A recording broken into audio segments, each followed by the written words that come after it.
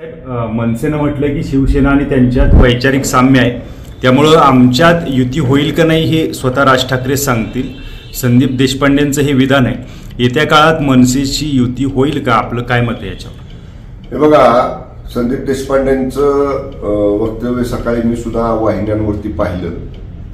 शिवसेना ही मूळ जी आहे, ज्या शिवसेनेला अधिकृत शिवसेना म्हणून केंद्रीय निवडणूक आयोगानं मान्यता दिलेली आहे, धनुष्यबाणाचं चिन्ह दिलेलं आहे, ती माननीय शिंदे साहेबांच्या नेतृत्वाखाली आज काम करते आहे. आणि माननीय शिंदे साहेबांचं काम किंवा माननीय शिंदे साहेबांचे जे विचार आहेत ते ज्वलंत विचार हे स्वर्गीय वंदनीय शिवसेना प्रमुख हिंदू हृदय सम्राट स्वर्गीय बाळासाहेब ठाकरे साहेबांचे आहेत. त्यामुळे ज्यांचे ज्यांचे विचार वंदनीय बाळासाहेब ठाकरे साहेबांच्या विचारांच्या बरोबर जुळत आहेत किंवा ज्यांना वंदनीय बाळासाहेब ठाकरे साहेबांचे विचार पुढे घेऊन जायचे ज्वलंत हिंदुत्वाचे, असे सगळे लोकांनी एकत्र येण्याला कोणाची हरकत नसावी. जी मंडळी वंदनीय बाळासाहेब ठाकरे साहेबांच्या ज्वलंत हिंदुत्वाच्या विचारापासून 2.5 वर्ष बाजूला गेली होती केवळ सत्तेसाठी आणि पदासाठी, त्यामुळं अशा लोकांचा विषय वेगळा.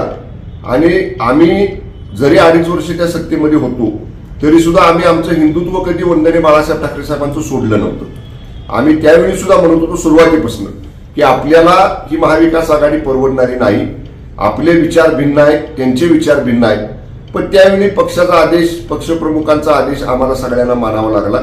परंतु आम्ही आता जी वंदनीय बाळासाहेब ठाकरे साहेबांची भूमिका घेतली ती भूमिका महाराष्ट्रानं स्वीकारली.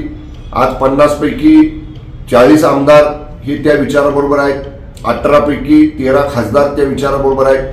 त्यामुळं या विचाराबरोबर जे जे कोणी येणार असतील किंवा जसं संदीप देशपांडेजी म्हटले की आमची युती होऊ शकते, याच्या बाबतीतला निर्णय माननीय शिंदे साहेब आणि माननीय राज ठाकरे साहेब हे दोघं घेतील.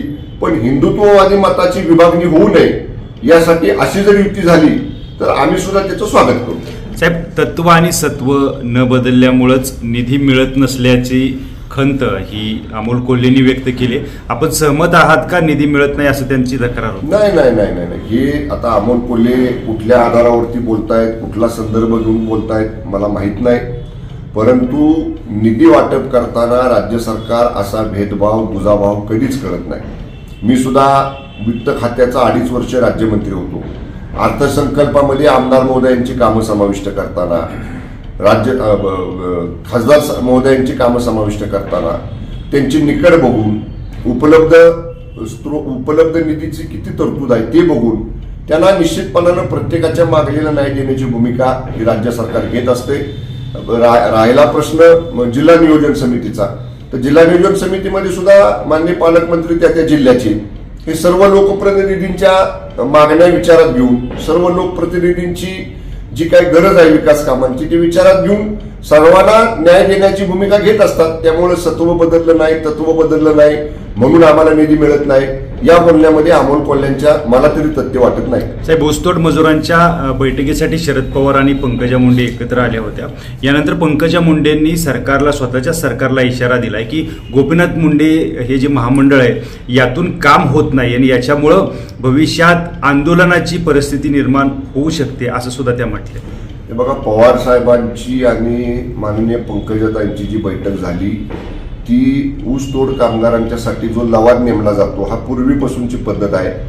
माननीय स्वर्गीय गोपीनाथ मुंडे साहेब आधी त्या लवादामध्ये असायचे आणि पवार साहेब हे सगळे एकत्र बसून ऊसतोड मजुरांच्या संदर्भातला निर्णय घ्यायचे.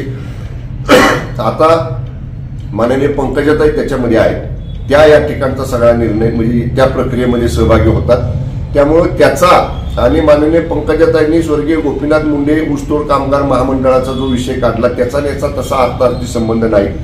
ऊसतोड कामगार मंडळाच्या योजनांच्यासाठी पुरेशी तरतूद आपण अर्थसंकल्पामध्ये केलेली आहे आणि ऊसतोड कामगारांच्यासाठी वेगवेगळ्या योजना, मग आरोग्याच्या सुविधा असतील, ऊसतोड कामगारांच्या मुलांच्या साखरशाळा असतील, त्यांची नियमित आरोग्य तपासणी असेल, त्यांना योग्य दरानं किंवा किफायतशीर दरामध्ये धान्य पुरवठा असेल, या सगळ्या गोष्टी राज्य सरकार ऊसतोड कामगारांसाठी करते. तरी सुद्धा जर माननीय पंकजाताईंच्या अधिक काही सूचना असतील किंवा आणि त्या गोपीनाथ मुंडे महामंडळाला अधिक गती देण्यासाठी जर ताईंच्या काही सूचना असतील तर आम्ही त्या सूचनांचं स्वागत करू आणि ताईंवरती त्या विषयासाठी तरी आंदोलन करण्याची वेळ येणार नाही, अशा पद्धतीची निश्चितपणानं त्या महामंडळाला गती देण्याचं काम चालूच आहे. पुढं अधिक गतीनं सुद्धा केलं जाईल.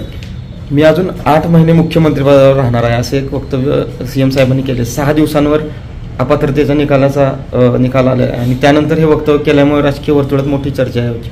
साहेब बोलण्याच्या ओघामध्ये बोललेले आहेत. हे बघा, 2024 ऑक्टोबरमध्ये या ठिकाणी निवडणुका विधानसभेच्या शेड्यूल आहे.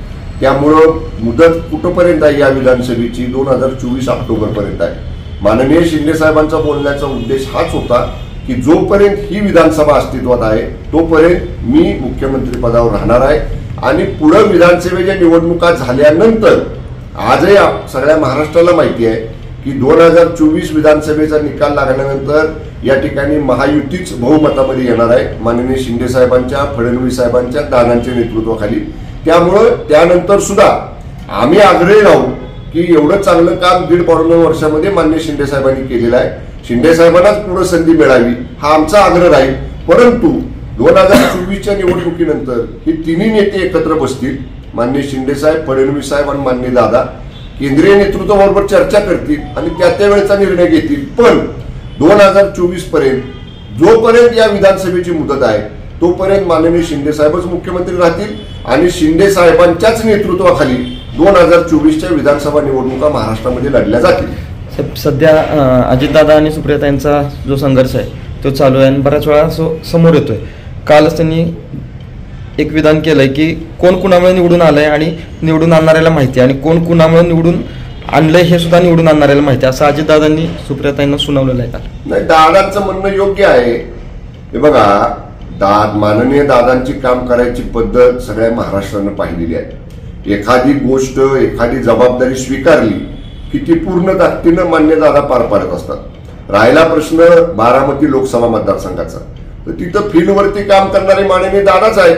कारण माननीय पवार साहेब हे राष्ट्रीय नेते आहेत, ते राष्ट्रीय स्तरावरती काम करतात. पण कुठलाही नेता राष्ट्रीय स्तरावर काम करत असताना फील्डवरती, जिल्ह्यात, विधानसभा क्षेत्रात दैनंदिन लोकांचा संपर्क करून बघा, आपण दादा राज्याचे उपमुख्यमंत्री होते, विरोधी पक्ष नेते होते, आता परत उपमुख्यमंत्री आहेत.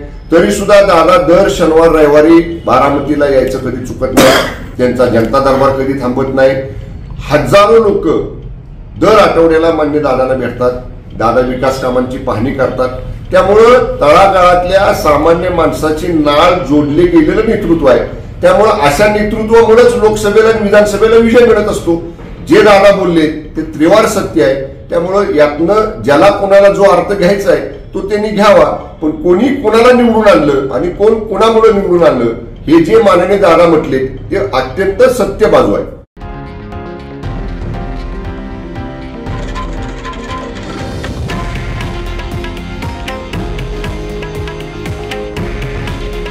हे आहे देशातील नंबर 1 न्यूज नेटवर्क आणि आपण पाहत आहात TV9 मराठी.